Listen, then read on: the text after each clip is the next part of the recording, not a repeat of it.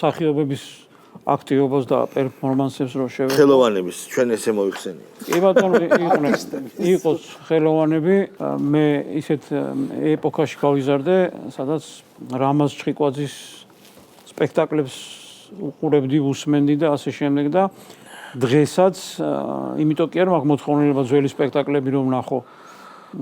ჯობია ხარისხით, ელემენტარულად და ეგ არის, მორჩა, მეტი არ უნდა ბევრი ლაპარაკი. არაფერი, ხო? მორჩა. ზუსტად იმის თქმა მინდა რომ იმ მსახიობების ეპოქაში გამოზდილი ხალხი, რასაც უყურებდით და უსმენდით, დღეს ახლა ამათი მანჭვა გრეხვა, ამათ გონიათ რომ რაიმე ავტორიტეტი აქვთ საზოგადოება. აი იმ რეგიონებში რომ მიდიან, გონიათ რომ საზოგადოება რეგიონებში საერთოდ არ იცნობს, არც უნდა იცნობდეს და პირიქით უკუ რეაქციას მიიღებენ. მაგრამ თემა რა არის, იცით რომ ეს არ არის მათი იდეა. ეს არის ერთ-ერთი სცენარიდან რაღაცა პატარა სცენა გამოყოფილი, ანუ ეს NGO-ების მეშვეობით ხო ახლა თბილისში რაღაცა ყველაფერი გააკეთეს ხო, იმერლების, გურულების, რაჭველების, ყველაფერი ჩამოიყვანეს, ანუ აქ ქალაქში ჩამოიყვანეს ყველა რეგიონებიდან, შედეგი ვერ მიიღეს, NGO-ები გაიტესტა, ჟურნალისტები გაიტესტა, ყველა და ყველაფერი რაღაცა რაც შეეძლოთ მოიწეს. ხო და დარჩა ახლა რაღაცა იმედად დარჩათ ხელოვანები, თითქოს რომ გონიათ მათაც და ამათაც შემსრულებლებსაც რომ საზოგადოება გაგიჟდება, აღშფოთდება და ესენი რეგიონში ჩავლენ, მაშინ გაიგებენ თურმე რა ხდება სახელმწიფოში, თურმე რა დიქტატორია ქართული დღევანდელი ქართული ოცნება და ასე შემდეგ, ასე შემდეგ.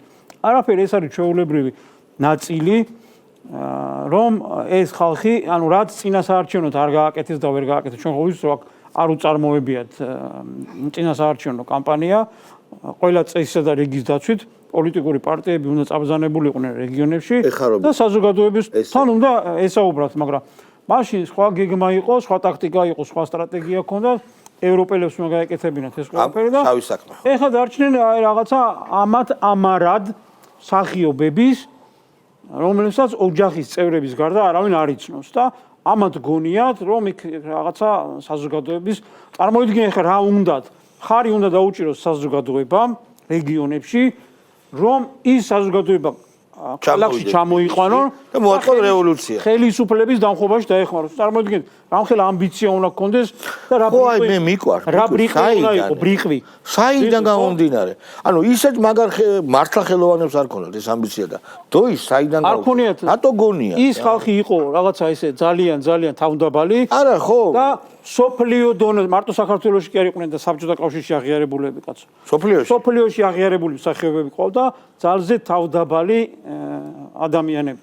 და რა თქმა უნდა, გვიყვარდა და გვიყვარს და დღესაც ხვალეს და 100 წელიც რო გავიდეს, ვერავინ ვერ შეედრება და ვერც ახლოსაც ვერ მიუახლოვდება მათ შემოქმედებას, ხო?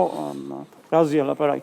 ამიტომ ეს ამბიციები ამ ხალხმა უნდა მოიცილოს და რაღაცა თავისი საქმე აკეთონ, პროფესიონალები იყვნენ, თავისი საქმე აკეთონ და თავისი საქმით შეაყვარონ ხალხს თავი, ხო? რაზა თავის საქმეს რო ვერ აკეთებენ. რო ვერ აკეთებენ რაღაცა საქმე, ხო? ძაღლიო შინარვარგოდა და ჯერ რა არის მსახიობი რომ ხარ, ორი ვარიანტია, ერთი მაგარი პოლიტიკოსი უნდა იყო, ერთი მაგარი მსახიობი უნდა იყო, რომ მე რაღაცა ფორმით შენ მოგისმინო. ნუ პოლიტიკოსებად არ ვარ განან, მსახიობებად არ ვარ განან, ლაპარაკი მათ არ იციან და რაღაც აზროვნებასთან დაკავშირებით პრობლემები აქვთ. სცენა აქვთ, ფული აქვთ, ბიზნესი მშვენიერი ყველა პირობა შეუქმნეს.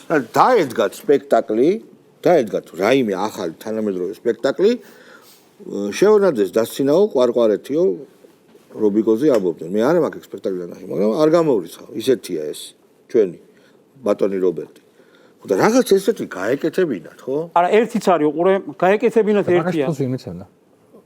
რაშიც ახლა იღებენ ფულს, ახლა ხო იღებენ ფულს, რაღაცა მაგაში ისინი არ მიცემდნენ ფულს. უყურე თემა რა არის, მსახიობის ნიჭი რაში გამოიხატება? მაგალითად, შენ თუ ხარ რაღაცა დღეს ერთ სპექტაკლში, ერთ ფილმში სხვა პერსონაჟს თამაშობ, მე უნდა გქონდეს მაგის ნიჭი და უნარი, მე სხვა პერსონაჟის განსახიერება უნდა შეგეძლოს და ასე შემდეგ. მაშინ ხარ მსახიობი თორე. როდესაც ახლა ბუდიში მომითხოვია და ქუჩის ბიჭი თამაშობს, ეგ მსახიობობა არ არის.